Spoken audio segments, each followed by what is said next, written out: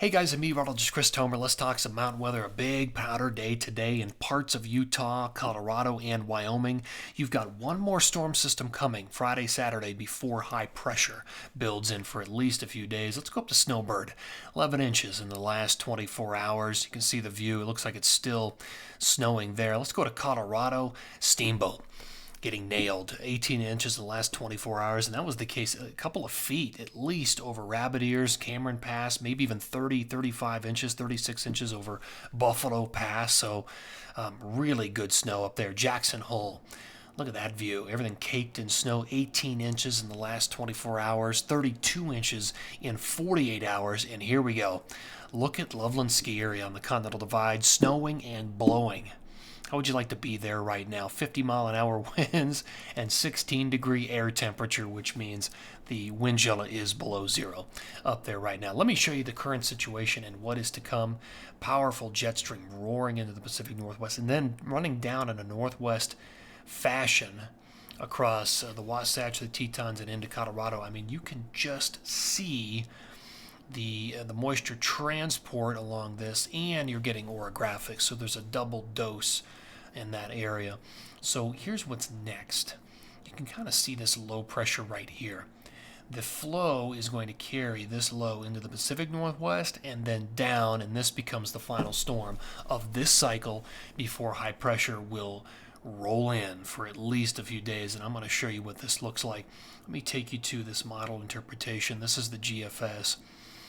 And that's the current situation. You can see that northwest orientation with the jet ramming up against the terrain of Utah, Wyoming, and Colorado.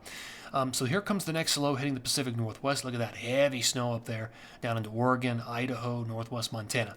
All that energy then dives. This is Friday between morning and noon. Here it goes, traveling down the pipeline. Friday night, Saturday, it lands in the Tetons, in the Wasatch, and in the central and northern mountains of Colorado. So Saturday will be a powder day across the interior west of Utah, Wyoming, and Colorado. And then after that exits, that's it.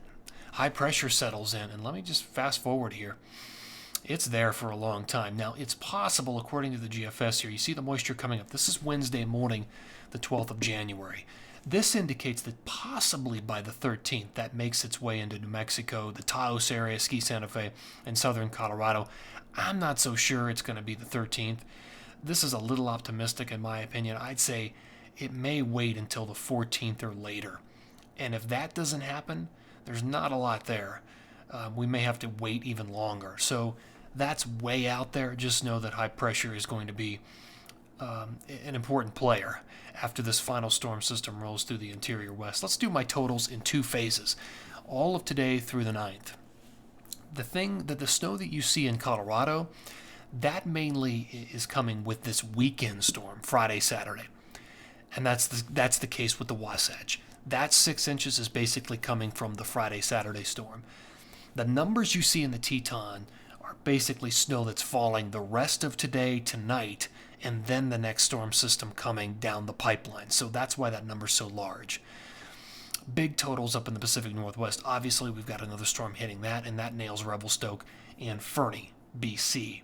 Here is my take two time frame, the 10th through the 13th. Look at the difference. High pressure comes in, dries things out, except for the Pacific Northwest. Let me show you that again.